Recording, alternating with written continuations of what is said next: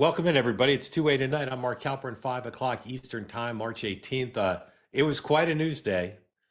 Some of you watch the news all day. You got cable on in the background. You're on your phones and you're following things. And others of you rely on this program to tell you what's been happening. And if you're in the latter category, I hope I do. I hope I do the news cycle justice. Uh, a rare day when not much of the news was made by the president of the United States directly, but he made some indirect news, and a lot of news was made on Capitol Hill, and news was made in the war in Iran, and we have just a ton of stuff to tell you about. And through divine intervention, we have two extremely good guests. We've had great guests all week, actually, Monday, Tuesday, and now tonight. But we've just had luck. We've had serendipitous luck. We've booked guests in advance. My colleague Lori, who's the best booker in the history of the medium, just you're better to be lucky than good sometimes. And as I always say, when people say it's better to be lucky and good, it's really best to be both. And so just we've got guests right on the news. And I wouldn't have said that if the guests tonight were the guests last night, I would say we're a little off. They could weigh in, but not as well as the guests last night could weigh in on the news of yesterday, but the guests of yesterday could not weigh as well as the guests tonight can on the news of today. I think I said that right. Anyway, typically I run through some stuff and then we bring in the guests, but I like to be flexible. I like to switch things up. I don't like to rely on a template, although you'd like to have some consistency because viewers like that. So this is a part of the show where I say, if you're here on the two-way platform, want to get in on the conversation with our great guests, please raise your hand. If you're watching on X or on YouTube, do not raise your hand. Please do not put smack in the chat. Please extend to everyone, including your fellow members of the two-way community, peace, love, and understanding, the presumption of grace to all, and a focus on the best licorice you can possibly find. Key to happiness, if you like licorice. All right. I'm going to switch things up. I got to get our guests in because I got to ask them a question. Actually, two questions. And we'll ask some questions, and then we'll go back to a little bit of more regular programming. Here's Steve Elmendorf wondering, how much Diet Dr. Pepper did Mark have today? That's what's on Steve's mind. Steve, welcome in. Thank you for being here. Good to see you, Mark. Haven't seen you for a while. You've been doing your real job. Is that why you haven't been on? I was gone last week. You tried to get me on, but I was you were gone. Skiing. Steve is a Democratic strategist who thinks fondly of Walter Mondale and the Mondale years. Just to give you some context, and was very close with Mr. Gephardt, really one of the most outstanding people I've ever met in public life, Dick Gephardt. Wonderful guy. And Todd Ricketts is back. Todd Ricketts is former RNC finance chair, and now he's the co-founder of Freespoke Search, which we'll talk about in a minute because its values and its ethos align very much with what we try to do here, which is not let the machines control our lives. Humanity should control our lives. We can use the machines, but we shouldn't let them control our lives. So, Todd, thank you for being here. How come you haven't been on lately? I don't know. I guess I haven't been invited. Is that true? Talk to this booking person. I don't know. All right. We've been a little bit busy. First question. Well, thank you both for being here. First question is, Steve, do you ever give somebody an idea for a collaboration and then they just take it and do it themselves and don't tell you? Has that ever happened to you? Of course. It happens to most of us at some point, yeah. Yeah. How do you feel when that happens? Do you call them on it or you just let it go? It sort of depends on the level of publicity around it, but never like that. No. Yeah. Todd, does that ever happen to you?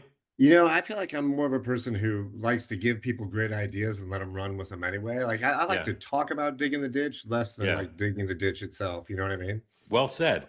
Okay. Again, we're going to go back and we're going to talk about a bunch of reset stuff and a sponsor, but I just want to overview. Todd, how are you feeling about Iran and the America-Israel effort? Are you feeling optimistic, worried, scared, some combination? Just like your 30,000-foot overview of how things look to you right now. Yes, I mean, I feel like it's pretty early. It's remains to be seen where this goes. But me personally, I'm a little bit of a hawk. I feel like this is something we probably should have done, in March of 1981 instead of 2026. Like Iran has been a rising threat for a long time. They've funded a ton of terrorism around the world. They fund Hezbollah, they fund Hamas. They're a bad actor, and I think that this is something that was a long time coming. what's your biggest single concern about the effort right now? What's the thing that's either happening or you're worried will happen that would make you feel, oh, this isn't going so great?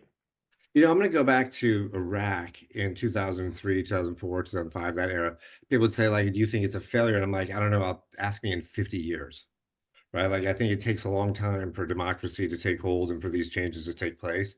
And so I think that, like, the big question is, like, what is the next step for Iran and how long is that going to take? And what's it going to look like in the in between? Really well said. Steve, how are you feeling overall about the effort? And you can weave in what's your biggest concern right now? I'm very worried. I'd say I'm a combination of worried, scared, concerned. I think the entire effort has been not well thought out. My biggest concern is that we're going to get to, we don't know what the end game is, and that we potentially may stop and leave a situation that was worse than when we started. Steve, what percent likelihood do you assign the notion that this could end with the result that you would find spectacularly successful? 0% or No, I'm not high percent though. I think 10%? greater percent that it ends up. I think there's a much greater percent that it ends up with a worse government in charge of Iran, chaos in the region. Maybe the government that's running Iran believing that their long-term goal now should really be to get a nuclear weapon because that's the way not to get attacked. Look at North Korea, et cetera. So I think we have the potential for a lot of hurt because I don't think we have any control over who's going to end up in charge. And I don't think we're going to end up with some new government that's going to be our friend. A bunch of Iranian Thomas Jeffersons. You don't think that's No. in the offing? All right, let me do quick sponsors, and then we're going to talk about a bunch of stuff. And then again, we'd love your questions and comments. If you're here on the platform, member of the community, please raise your hand if you want to be called on and participate. CozyEarth.com, 20% off everything on the site. This company makes very high quality stuff that you can wear and have around the house: bedding, towels, sheets, clothes, socks, pants, shirts. It's all very high quality. It's all very soft. It's all very well made, and it's affordable, and it's particularly affordable with our 20% off discount. Go to CozyEarth.com, promo code two-way. They sponsor lots of stuff. You've probably seen their ads. And if nothing has moved you yet to try it, I recommend you just go on the website and buy a single thing. Just buy one thing, and you'll see why so many people buy stuff from there, why my house is filled with the stuff. They craft every piece with care. Soft, supportive socks. The towels are the softest towels I've ever had. Everything's very soft, very well made, and it's all natural. So go to CozyEarth.com right now. If you're going to buy one thing, I recommend the Bubble Cuddle blanket, but particularly if you've got a pet. But CozyEarth.com, use my code two-way for 20% off. Tell them in the post-purchase survey you heard about them here. Experience the craft behind the comfort and make every day feel intentional. Steve Elmendorf doesn't need to buy anything to feel intentional, but most of us could use a little help. All right, one more sponsor. This is a sponsor that I'm desperate to get Steve Elmendorf to buy. Steve, you got any trees in the house? I don't. Any trees? You don't. Do you like to be surrounded by living things? Yeah, sure. Yeah. Fastgrowingtrees.com. You wouldn't think this could exist, but it does. You just go on the website, fastgrowingtrees.com. Trees, bushes, plants. You can buy an apple tree. I got an apple tree the other day.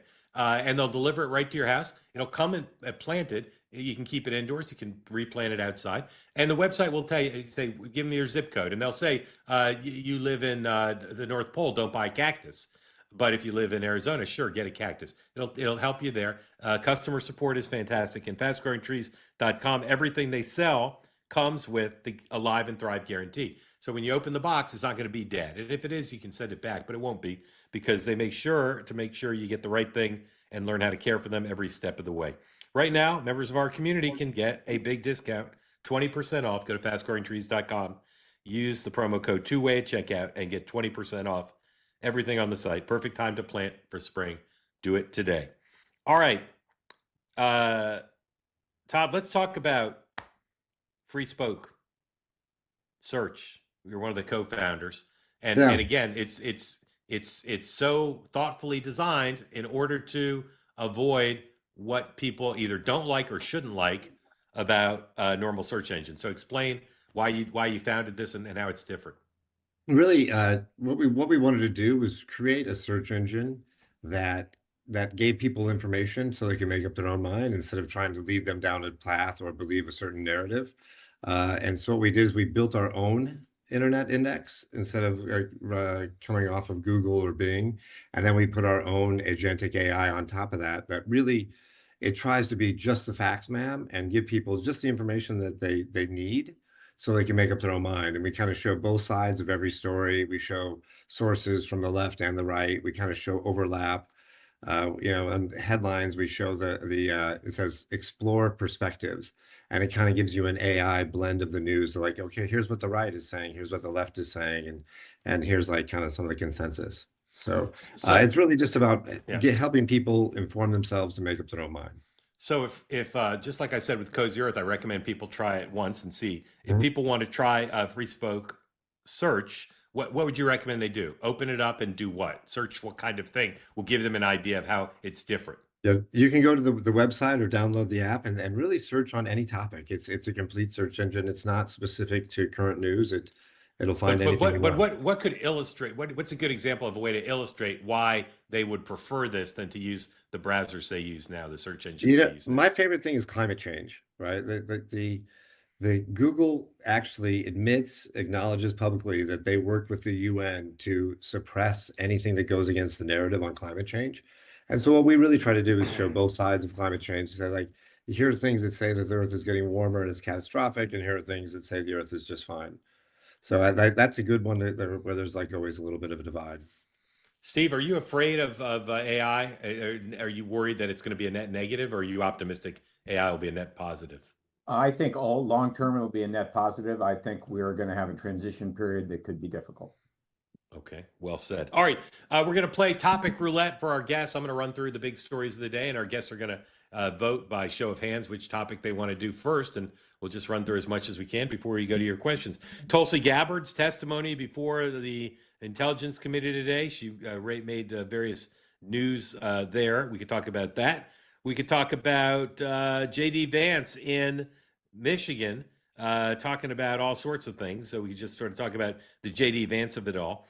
We could talk about the extraordinary and, in my experience, unprecedented showdown between Rand Paul and Mark Wayne Mullen over Rand Paul's belief that Mark Wayne Mullen may not have the temperament appropriate to be the head of the Department of Homeland Security. Or we can talk about the Fed chairman and the decision of the Fed to hold rates steady, and the Fed chairman saying he's not going to leave until the criminal investigation into him is resolved. Or we can talk about news of the day in Iran and the fact that the head of NATO now is very bullish on the notion of putting together an allied coalition to secure and open the Strait of Hormuz. Steve, which one would you like to start with? Well, as a student of the Congress and someone who worked there for a long time, I found the Mark Wayne Mullen Rand Paul spectacle quite something. Yeah, I did too. Todd, okay with you if we start there? That sounds great. Have either of you ever had a broken rib? No. Okay, so if you Google this, you can go into Todd's. Freespoke, come on. Freespoke. Go to Freespoke. I'm pretty sure you'll find, no matter what you use, there are three things that are considered the most physically painful for a human to go through. Gentlemen, have at it. What are the top three that are head and shoulders above every other kind of physical pain? Kidney stone? I don't know. Kidney stone is on the list. I'm going to say separated shoulder. No, cracked rib is on the list. Okay. And you two gentlemen don't know birth is number three. Those are the top three. Gimme. I've had two of the three, and I'm unlikely to get the trifecta. And I will tell you that the other two, they hurt like the dickens. And Rand Paul was attacked several years ago by his neighbor. He was wearing noise canceling headphones. His neighbor came and just pummeled him and sent him to the hospital. He had 6 cracked ribs, I believe. He had developed an infection. And his colleague, Mark Wayne Mullen, when he was in a political dispute with Rand Paul, mocked him for it. He mocked him for it. And I interviewed Rand Paul last week, and I said, what's going on with this hearing? Because he said bad things about you. And he said, stay tuned for the hearings. He was totally poker-faced. Today, Rand Paul was not poker-faced. And I have never seen a member-on-member conflict like this in my experience, and certainly between two senators of the same party. So Rand Paul set this up in his opening statement. He told the story of what happened, and it's gripping. I'm not sure anybody in America cares about it except his theater, but it's gripping. Here's Rand Paul, number 13, please. such that I could only sit up in bed by tying a rope to the foot of the bed and pulling myself up. But even then, the pain was that of 1,000 knives. Over the year of recovery, I began to cough up blood. I underwent removal of part of my lung. Complications led to an infection in the space between my lung and chest wall. I spent a week in the hospital having the infection lavaged every 6 hours through a chest tube. Recently, Senator Mullen, if you have time to listen, you were confronted by constituents that were angry because you voted against my amendment to stop all funding for refugee welfare programs. Instead of explaining your vote to continue these welfare programs for refugees, you decided to transfer the blame. You told the media that I was a freaking snake and that you completely understood why I had been assaulted. I was shocked that you would justify and celebrate this violent assault that caused me so much pain and my family so much pain. I just wonder if someone who applauds violence against their political opponents is the right person to lead an agency that has struggled to accept limits to the proper use of force. You might argue you were mad and upset about being confronted by your constituents. So, Senator Mullen, your constituents are justifiably upset with you. By now, most of America knows that the Somali welfare fraud in Minnesota stole over $9 billion. But instead of defending your vote, you took to continue the vote to continue these refugee welfare programs. You chose to lash out at me. You went on to brag that you'd already told me to my face that you completely understood and approved of the assault. Well, that's a lie. You got a chance today. You can either continue to lie or you can correct the record. You have never had the courage to look me in the eye and tell me that the assault was justified. So today you'll have your chance. Today I'll give you that chance to clear the record. Tell it to my face. If that's what you believe, tell it to me today. Tell the world why you believe I deserve to be assaulted from behind, have 6 ribs broken and a damaged lung. Tell me to my face why you think I deserved it. And while you're at it, explain to the American public why they should trust a man with anger issues to set the proper example for ICE and Border Patrol agents.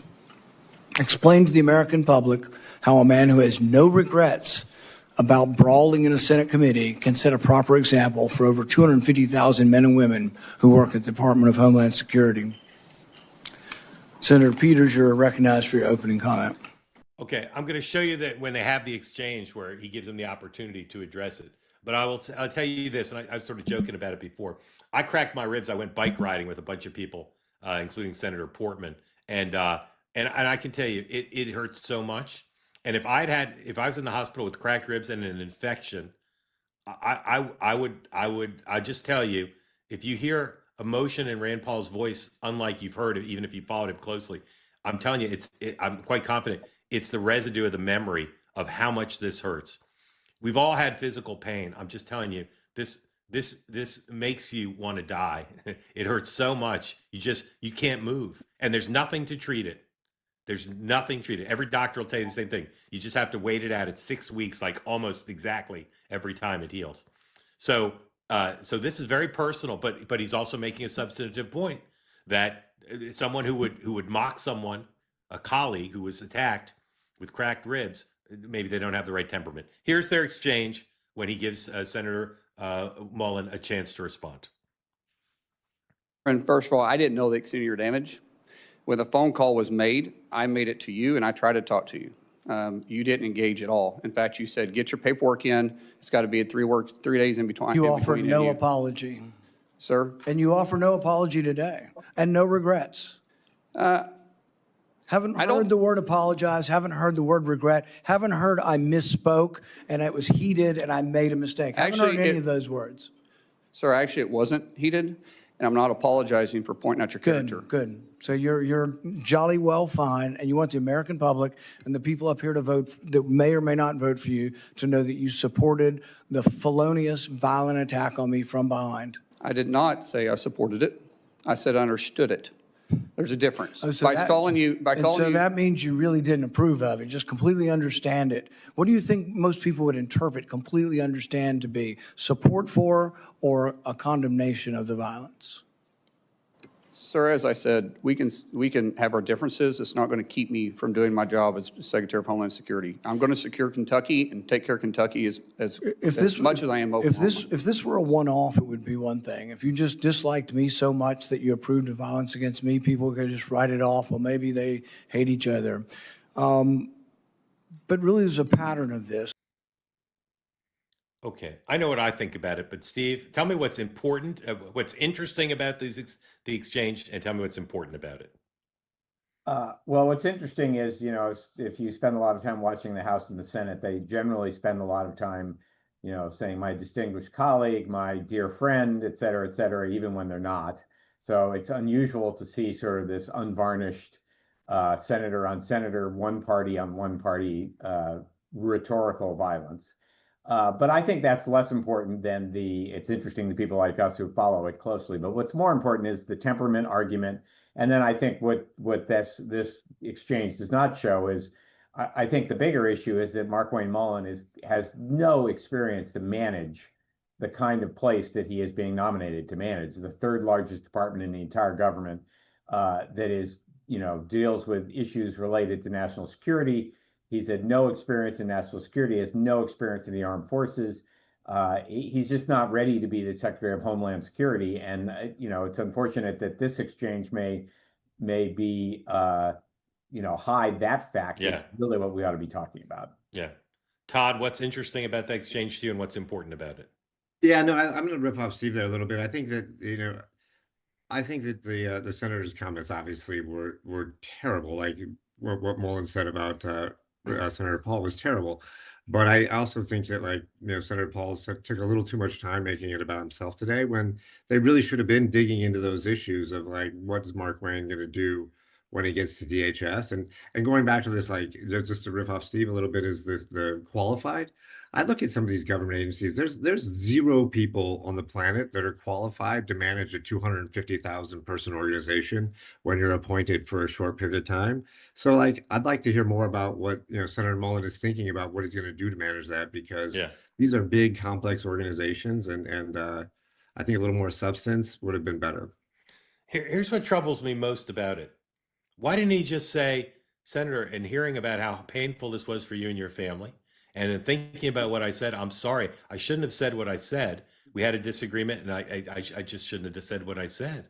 Why wouldn't he just have said that? I think too many people I found in my long career in politics and business, people are generally surprised when you say, I'm sorry, I made a mistake. Well, I'm sorry. Let me just tell you one more thing, which you may not know because you probably didn't watch the whole hearing. Shortly after that, he said he regretted characterizing the gentleman in Minnesota who was killed by the ICE officer.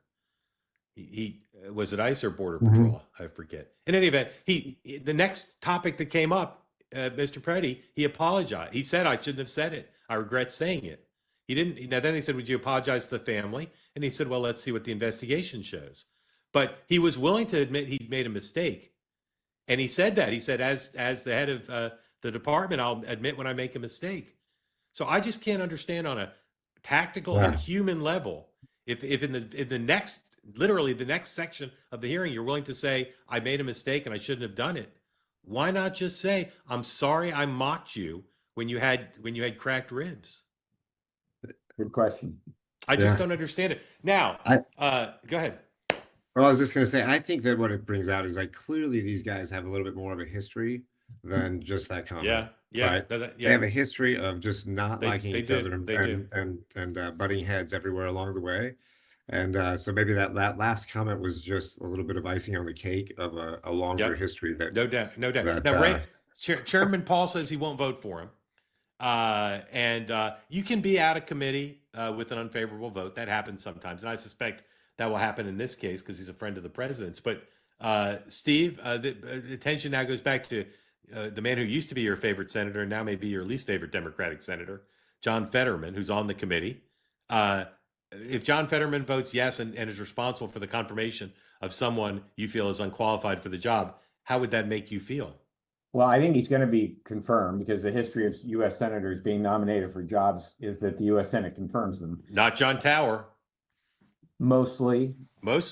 you know, mostly. Mostly, yeah. So I assume he'll be confirmed. It's, you know, again, I think the bigger issue is he's not qualified to run the department. I think there's an even bigger issue, Mark, because I was in government when this department was created, that we should never have created it.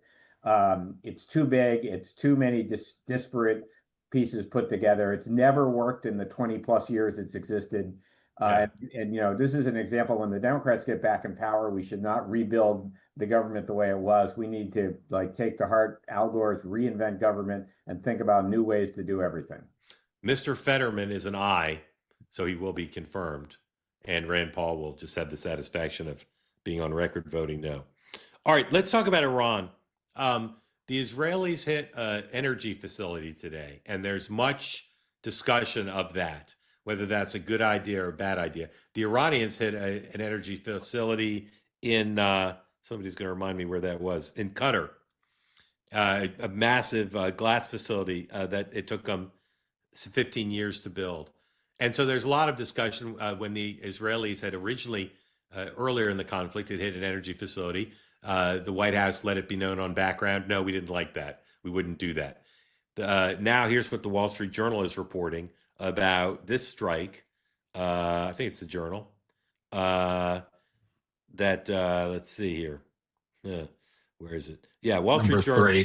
Wall Street Journal says President Trump wants no more strikes on Iranian energy sites after Israel's Wednesday attack on vital Iranian gas field.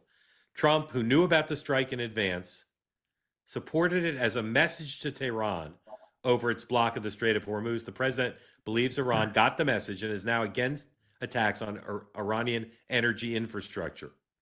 But Trump could once again be open to targeting more Iranian energy facilities depending on Tehran's future actions. So this question of opening the waterway, I still hear people excuse it and say it's not that big a deal or they've got a plan. It's closed, folks. So they didn't have a plan. You could say they had a plan, but it's closed. So if they had a plan, it wasn't a good plan. Out of nowhere today, after the president yesterday waved the white flag of surrender and said there'll be no coalition of the willing to open the strait, up pops the head of NATO, Mr. Root, who said today, without explanation that we can find, that in fact there's about to be a coalition of the willing. Number 11, please.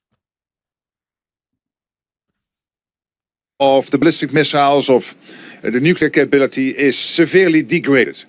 When it comes to the Strait of Hormuz, I've been in contact with many allies. We all agree, of course, that strait has to open up again. And what I know is that allies are working together, discussing how to do that. What is the best way to do it? They are working on that collectively to find a way forward. Todd, how serious a problem is it for achieving the mission that, Well, as of now, the strait is closed? Hiccup, major obstacle? How would you characterize it? Well, I was thinking of it this way, that when you're the United States, if you give up one loss, it's a total disaster. And if you're a terrorist and you get one win, you're a victor. And so the reality of it is you just can't risk letting one ship get through there, one Iranian missile taking out a tanker or a Navy ship or whatever it is. So you have to be super cautious. But also, like, the real politics side of things is like, where do the oil and the resources that come out of the Persian Gulf go to? And really what you're finding out is it's Europe. Right? Like, Europe is saying, like, we need the liquid natural gas, we need the crude oil coming out of there. And so if the strait has to be open, then we're going to have to do it ourselves if the United States isn't going to be able to do it. I think it's kind of an interesting sort of little factoid there, right? Yeah. Last I looked, oil was at its highest price since the conflict began. I think where is it now? 110, I thought. 110. Steve, let's say you were inclined to help NATO and the president. What's the right way to deal with the closed strait now?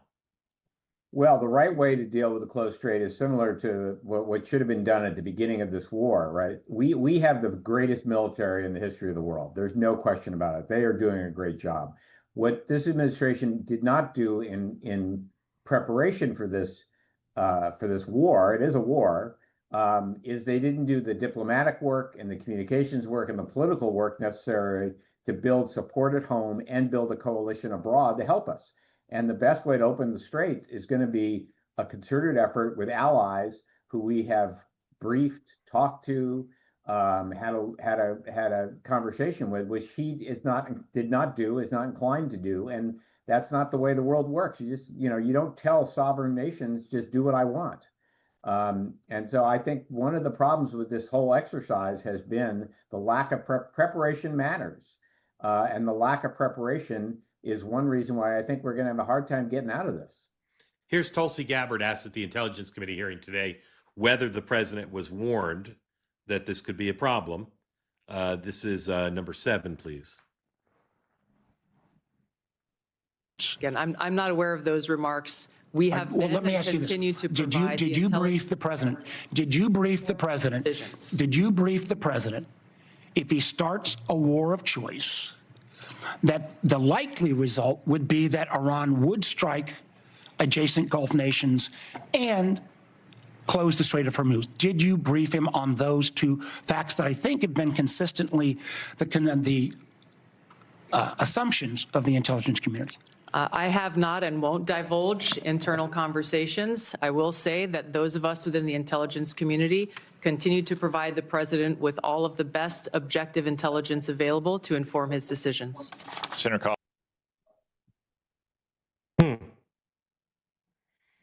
Collins. Okay. Either of you want to say anything else about Iran before we move to one more topic? I think we covered it. Okay. Let's talk about the Fed. The chairman said no rate cut today, but contrary to everything I've been told, he said there may well be a rate cut later this year, which will make the president a little happier. He also said that the economy is surprisingly resilient, and he's pleased with basically how things are going, clearly weighing in on the more bullish side of an economy where smart people can disagree about whether the fundamentals are there or not. He also said on the question of his departure that he would not leave. He can stay on at the Fed even when his chair expires. He will not leave until the criminal case against him is resolved. That also is contrary to what my reporting had said before today, and perhaps he's bluffing. So let's start first with the question of the substantive question of the economy. Steve, how's the American economy doing right now? What looks good to you? What worries you? The war worries me, and the cost of oil. I think if I read the New York Times, Mark. I know not everybody does, but Jason Furman, who's a very good economist, wrote an op-ed this morning where he basically said the economy's in better shape than it should be, frankly, or that people think it is. He was pretty positive about it because the underlying strengths of the economy are pretty good. We've obviously now entered this extremely disruptive event in the Middle East, which could undermine that. But generally, I agree with Chairman Powell. I think the economy's doing pretty well, and our goal should be not to screw it up. Todd, how do you feel the economy's doing? What's going well? What worries you? I think everything seems to be humming along pretty well. And again, it's just this uncertainty of Iran and oil prices, and it's a matter of like, okay, yeah, oil prices are higher than they were a few weeks ago, but how long are they going to be that high? And if it's a month, if it's 4 weeks or 5 weeks, I think everything is going to be just fine. And like when things calm down, and if this turns into something that's protracted that goes into the summer, then people are going to start to have real concerns, and it'll probably impact the economy on a whole and people's confidence in it. Okay. And what about this question of the chairman demanding the criminal case be dropped? What I don't get, well, I do get, the chairman saying, if you have the criminal case on, I won't leave. The view of some of the president's advisors has been the criminal case is what we're going to get used as leverage to get him to go. Because confirmed to a term, they can't force him to leave. Well, they can't force him to leave, but historically, with one exception, I believe, the Fed chairs have left after their chair terms expired.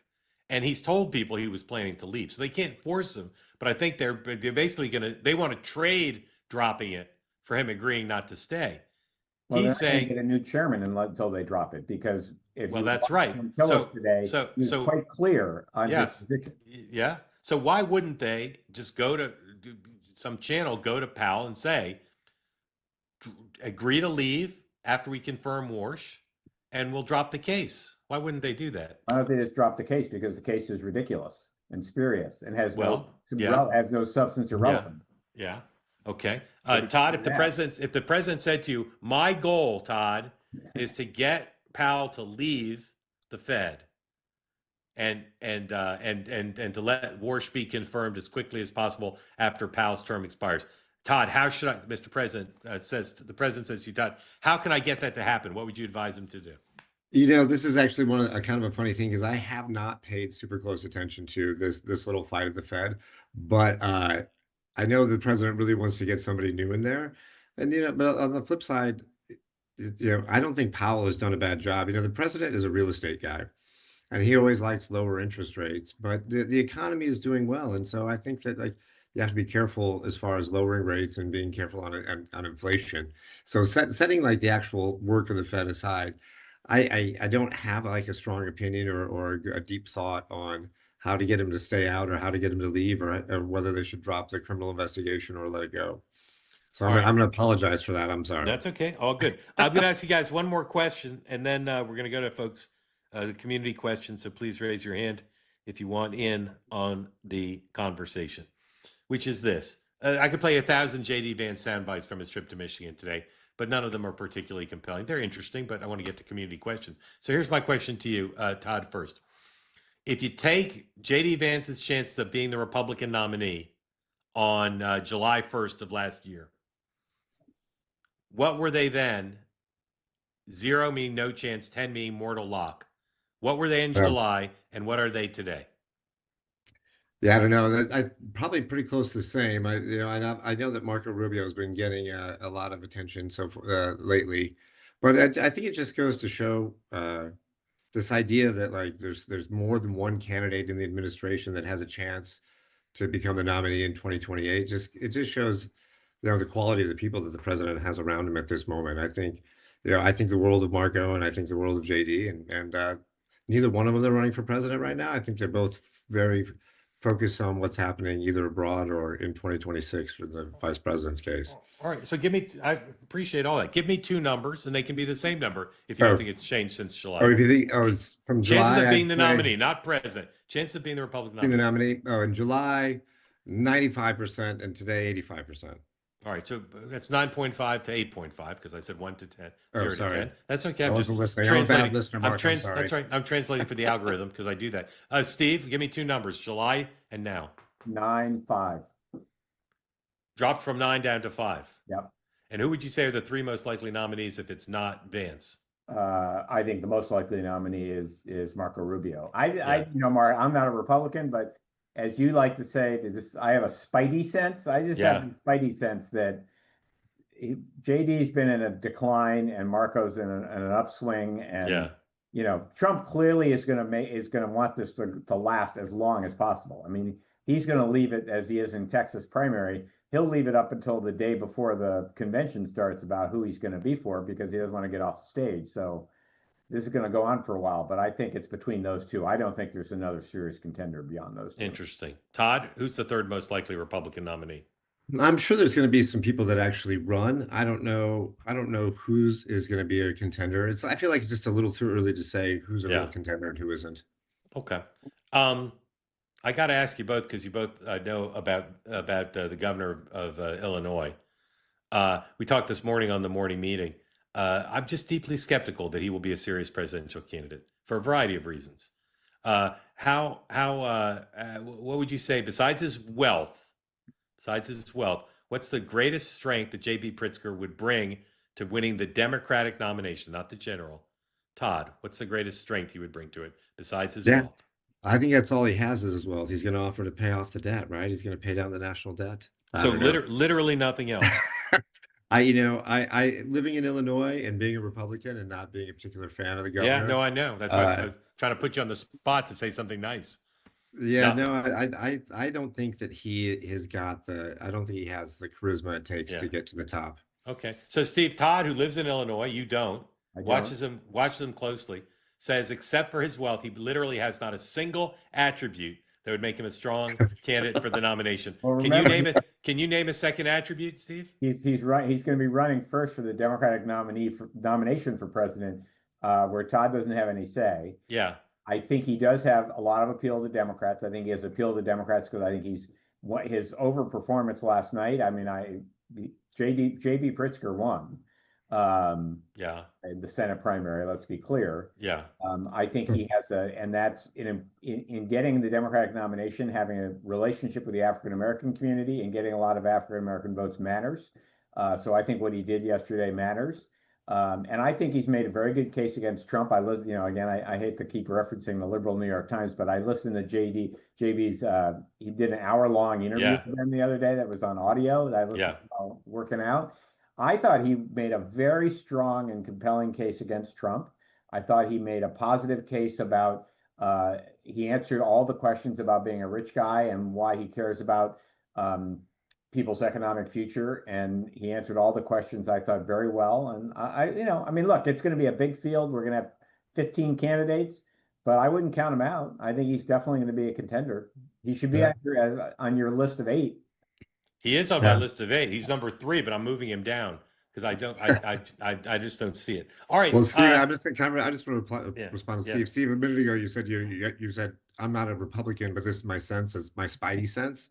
As like sometimes I think you need a Republican to look from the outside as Democrats and say like, okay, here's who will play well and here's who won't play well. I think as soon as you start digging into JB and you say like, oh, he raised 49 times in Illinois. He grew the budget by like 60% in Illinois over the course of a few years.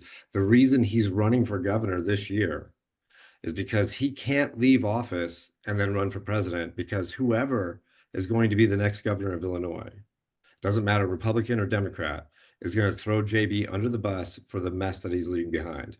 And so just from that point of view, I think he has a tough time. He's going to have a tough time. Yeah. Tend to agree with you, Todd, but I know I'm missing something.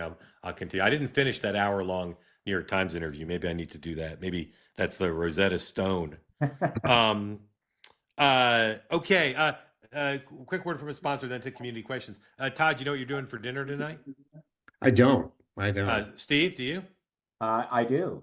What are you doing? I'm having dinner with a prospective client At a fancy restaurant. at an Italian restaurant. Cost a ton of money. I'm going to a fundraiser before that for a person running for Congress, Mark. Okay. Steve's restaurant meal will cost a ton of money. Portion size will be too big, and it's going to take a lot of time. Here's an idea. If you're not fancy like Steve and can't afford to go to DC Italian restaurants, try the subscription meal service Factor. Go to factormeals.com/28 tonight, 50 off. 50% off your first Factor box plus free breakfast for a year. What does that mean? It means you go on the website and you order factormeals.com. You can specify you want keto friendly, you want high protein, whatever you want. They'll deliver the meals to your house. They come in these boxes, you put them in the fridge. When you're ready for dinner, you go to the fridge, you pick the one you want. They're very clearly labeled. Microwave or oven, 2 or 3 minutes. Eat them. Great portion size, really delicious. Healthy vegetables, healthy meats, healthy proteins. Throw the box away. It couldn't be easier. So if you're like Todd and me and you have no idea what you're doing for dinner, and if you're not like Steve hanging out with multimillionaires, this is an opportunity for you at affordable price, even without the discount. With the discount, even better, to plan your dinners and plan your meals. Give it a try. Go to factormeals.com/28 tonight, 50 off for 50% off your first Factor box plus free breakfast for 1 year. Again, these are healthy foods that taste great. 100 rotating meals every week. Fresh, never frozen. No prep, no cleanup. You get the point. Give it a try. Here we go. Tom, welcome in. Tell folks who don't know where you are and what's on your mind for Todd and for Steve. And thank you for being part of Two Way. Can you hear me? Yes, sir. How you doing? It's Tom. I'm from Somerset, New Jersey. I had a general question. Our gas prices in the U.S. have jumped like 60, 70 cents since the war has started. My understanding is we're a net exporter of oil, U.S. is. So my understanding is that the oil is priced by the world oil trade. My question to the group, would it make sense for us to declare stop trading oil in the world and just trade it locally and produce it ourselves to drop the rates? Some people are talking about that and wondering whether the president might do it, at least temporarily. Steve, what do you know about that? I know nothing about that. Nothing about it. All right, Todd, It's you not know my anything about it? expertise. Yeah, no, I understand the sentiment. I think it's just it's a little too early to kind of jump to any sort of dramatic conclusion like that, or try to like shut off the world. You know, basically like this world oil co-op of sales. So yeah, if the Strait of Hormuz stays closed for a long time, which I don't think it will, maybe that might be a thought. Wouldn't that make the Strait of issue for U.S.? That's might. yeah, that's Yeah, yeah. yeah. We would just be strictly on like U.S. and North American supply. Right. Like I said, Tom, I've heard people speculate about it, but none of my administration sources will touch it as of yet. We'll see. Okay. Yeah, Good maybe if question, oil though. goes to 200 Exactly. barrel, then you can talk about it. Yeah. Thank you for that question, Tom. Anthony, welcome in. Tell folks who don't know where you are what's on your mind for Steve and for Todd. And don't ask about oil industry. I don't know nothing about the oil industry. I'm from Sacramento, California, Newsom's hometown, but I'm personally a Shapiro fan, 2028. So my mind has sort of gone back and forth on the Iran situation. I was kind of against it, but now I'm actually kind of for it because this is the -- state sponsor of terrorism in the world. And I think the three allies of Iran are China, Russia, North Korea. If we if we get rid of Iran, that's one partner left in their axis. The question I have is, it's not necessarily specifically about the Iran war, but it seems that in the past 20 years, there seems to be a kind of, no offense to Steve, but there seems to be a kind of attitude on the left towards the military and towards veterans. As someone, my dad was an Army medic during the Gulf War. He fought in the Persian Gulf War. And it just seems like there's a lot of people on the left who don't treat a lot, not all, but some people on the left don't seem to have a high view of the military. Maybe that's because of the president. I don't know. It just... Okay. Anthony, thank you for that. Steve and then Todd, what about this issue, which comes up? It's certainly an accusation, and as Anthony said, it doesn't apply to everyone. But Steve, is this at all a problem for your party, that some members of the party maybe don't give off the sense of full appreciation for the military? I don't think so. I actually think, as I said earlier, we have the greatest military in the world. That's not our problem. And if you respect the military and love the military, I think you should have a very high bar for putting them in harm's way. And if you're going to put them in harm's way, it should be for both something that can be successful and something that fulfills a mission. And I think this was not well planned. Not in the military can do its job, but in order to do its job long term, it needs support diplomatically, it needs support politically, it needs support from the Congress, and they failed on all those accounts before they sent the military into harm's way. And I think, as someone who has a great respect for the military, I think that's a problem. Todd, I think the president would be less restrained than Anthony. The president would say no Democrat has respect for the military and believes that this is a huge political edge for your party. What do you think? Well, I always think it's a political edge for our party. That obviously we present ourselves as being patriots and loving God and country, and that resonates with a lot of people in Middle America where I live. And just going back to Iran for a second, knowing the president, I know Steve Witkoff pretty well, and just kind of my sense, not having any real insider information, my sense is that Steve went to those negotiations with the Iranians with like kind of an open mind of like how we could get something done. And they came back with this idea that they're pretty close to having nuclear weapons.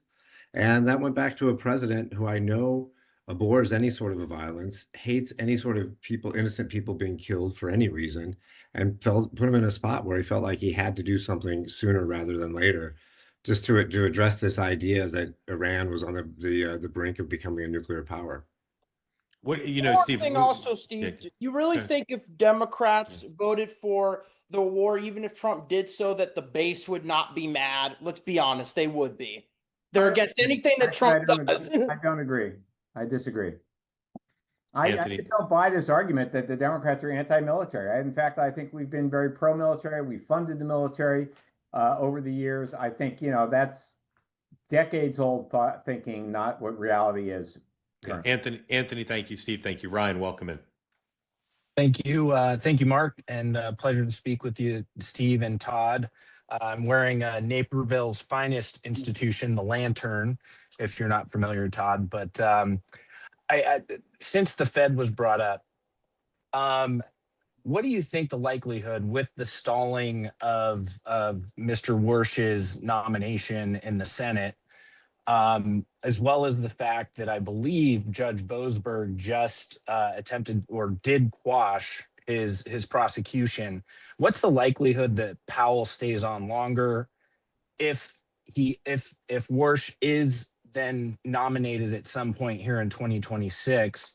Will there be an adjustment to interest rates going lower, or I guess just generally speaking, what's the feel about a potential change in leadership and how that would affect policy? Great question, gentlemen. Who wants to tackle that? Yeah, I'll jump in there. Just say like, I obviously the president is picked somebody who he thought was aligned with him, and so if that change of the chairmanship happens anytime in the next couple of months, I think you're going to see a little bit of a shift and be a little bit more open-minded towards cutting rates. But I always like to caution and say like keep a close eye on inflation, because when you start cutting rates, sometimes inflation gets away from you a bit. Steve? It is an independent institution, and I think Kevin Warsh, one of the reasons why I think he'll be confirmed is I think at his core he believes in that independence, and so I'm not convinced that once he becomes the chairman of the Fed that he will act in any way other than what he thinks is good for the economy. And I think the jury's out on whether or not a rate cut later in the year is a good idea or not. If it is a good idea, I think he's a very qualified candidate. He'll do it. If it's not, he won't. I bet you and Warsh have a lot of friends in common, Steve. That'd be Probably. my guess. Go ahead, Ryan. How does the current situation in Iran affect, from what I've heard, with respect to us being at war at this current point in time, it mitigates the idea that we'll have a rate cut anytime soon. Is that a common agreement within the group? Probably. The chairman kind of suggested that today, but the chairman also suggested he thought if the war ended pretty soon, the resilient American economy would swallow up the implications, and a rate cut could be possible. So it definitely makes it less likely. But like with a lot of the questions on the economy and the political terrain, it depends on how long the war is, and we don't know how long the war is. Ryan, thank you. You guys remember a gentleman named E.J. Antoni? Remember who that is? Yes, wasn't he nominated to be the BLS director? He was nominated to be the BLS director, a heritage economist, didn't get the job. And here's what he's quoted in the FT as saying, quote, "I don't think this is an economy," talking about the American economy. "I don't think this is an economy that is going to be able to handle $100 a barrel for oil. It's just not. The economy is weaker than we thought it was, and inflation is worse than we thought it was." Either of you disagree with that sentiment? Any piece of that? Go ahead, Steve. I don't think the economy, I think oil over $100 a barrel is going to be a problem if we don't, figure out. Yeah. Yes. When this started, I was told that their concern was that it would be 200. And obviously, again, it depends on duration. But Todd, do you think we can sustain 5 more weeks of 100, or is that ruinous? I think we can sustain 5 more weeks at $100 a barrel, and it's hard to say exactly how long that could last. But we've had oil much higher than that historically, even in times where we had like relatively strong economic growth. But you're right. People like it better when it's around 75 or a little bit below. Yeah. It makes people feel more comfortable. And it's just a matter of, again, I feel like it's like we're 2 weeks after D-Day, and we're just wondering how long it's going to take us to get to Berlin. Yeah. And it's just a question you can't answer at this moment. So do either of you have a view of how serious the fertilizer problem could be? Some people are saying this could cause a world food crisis if the fertilizer is not available. Is that something either of you has looked at? I've read about it in the newspaper, and I think it's a political problem for the Trump administration when you layer it on to the tariff issue and farmers generally being stressed. I noticed the White House just added an event next week with a bunch of farmers, so they're clearly concerned about this. But yes, I don't know if it will lead to a world food crisis, but I think it will put more strain on our farm economy, which is problematic politically for the White House. Todd, how about the farmers in Nebraska? Yeah, I've seen a little bit written about it, but I haven't dug in deep to see exactly where that fertilizer that comes out of the Gulf goes to, and whether that's like a U.S. issue or that's a little bit more world. But let me do a little research and I'll get back to you. All right, maybe do some searches. I also didn't All right, know. let's get one more in before we need to wrap up. Mark, welcome in. Tell folks who don't know where you are and what's on your mind for Todd and for Steve. Yeah, hi guys. I'm in Cazenovia, New York, a small town out of Syracuse. I don't know if you call that the central or the upstate, you know. Uh, Cazenova, we're a village of 8,000 people that just got $10 million from Kathy Hochul because we had a college close here. But my question is about J.D. Vance running for president. Both the campaign and being it is the age of his kids. Mark, I think, didn't you ask Gavin Newsom about his kids if they could say no? Yeah. Well, obviously JD's kids can't say no, and I did a little AI research about the age of families in the White House, and which presidents, vice presidents had young children. There's not much data on vice presidents, but do you know the only child born in the White House? Esther Cleveland, I'll share. But so I don't have any kids, and so I don't know about running for president, being president. How do you think that would affect his presidency, having kids this age, in this age group, running? You talking about Pritzker? No. I'm sorry, J.D. Vance. Oh, J.D. Vance. How old are Pritzker's kids? I don't know. I'm thinking of J.D. Vance's J.D. kids. Vance. Okay, I'm sorry. Yeah, because I know his kids are real young, and he's got a new one on the way. I wouldn't be surprised if he didn't run because he's got 4 kids, including about to have a newborn. So everybody says, of course, he's going to run. It would be a big thing to have kids that young in the White House, without a doubt. Steve, what do you think? Well, Mark, as you know, I've been involved in presidential campaigns. Everybody I work for had adult children, which is a very different Yeah. It's hard, man. It's hard for anybody in public life to have kids in single digits. Yeah. Todd? Yeah. I think, well, I mean, you have to go back to like John F. Kennedy, right? Who had little kids when he was president. And, but I think to myself as someone who had little kids at one time, and you pull into your driveway and you hear the ruckus of what's going on in your house, and you think to yourself, God, I must be insane to get out of this car and walk into this house right at this moment. So maybe running for president doesn't sound too bad. Well, but I also just wonder about, we're in a different social media sense now of the kids growing up, with the things that were said. If you ever saw the sketch with Amy Carter and Saturday Night Live, with the Secret Service coming into the public school. I don't, as I said, have kids, but I know a lot of parents and, with newborns, and it like takes up the first year of their life, and all the things about missing the soccer games and stuff. I guess if you're president, right? I mean, there'd be a lot of things. So that's just a factor. It'd be fascinating. Yeah. His wife did an interview with Meghan McCain about their family. And if you're interested in the topic of how they relate to their kids, I strongly recommend it to you. It's on Meghan's show here on Two Way, and it's an incredibly casual and revealing conversation. So I'd go on YouTube and watch that if you're interested in the topic. Yeah, thanks about that. Thank you, Mark. Okay, let me tell you about some stuff, folks. First of all, a new episode of Next Up is now on YouTube and podcast. I talked to Jonathan Freeland, columnist for The Guardian, who is staunchly opposed, sounds a little Elmendorfian, to the president's actions in Iran. And I talked to Ralph Reed, who is known as the Republican Steve Elmendorf, about Charlie Kirk and his absence, as well as the 2026 midterms. That's available to you now. Tomorrow morning on the morning meeting, exciting news for us. Kevin Walling will be on with me, but the other guest co-host is Tricia McLaughlin, former spokesperson at the Department of Homeland Security, and someone who was on Two Way before she went into the government. I think one of my colleagues will correct me. I think this is her first appearance in the media since she left the job. Somebody will tell me if I'm wrong, but it's certainly her first appearance co-hosting the morning meeting. So join us at 9 o'clock tomorrow for that. Kevin Walling, Trish McLaughlin, and myself. Tonight, 7 o'clock Eastern in just an hour. Sorry, 6 o'clock Eastern in just 2 minutes. Thank you. Michael Moynihan is hosting a program live from the Village Underground in Greenwich Village at the Comedy Cellar called Automation Nation. You can stream it live if you're not watching me from the Village Underground. You're not going to be there. Too late. The Michael and his panel will explore how AI is reshaping the workforce and whether its impact could revive the debate around the topic of universal basic income.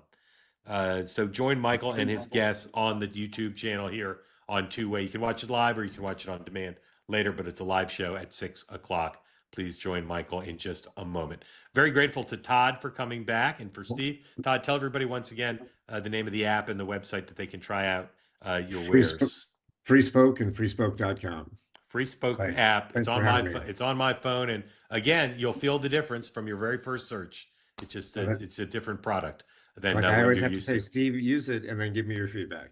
Okay. Yes, Steve, Let's give try it. Todd your feedback. Grateful to you both. Grateful to everybody in the two-way community. I will see you tomorrow morning at 9 a.m. Eastern time on the morning meeting again. Kevin and Trisha will be my co-hosts. Have a great night, everybody.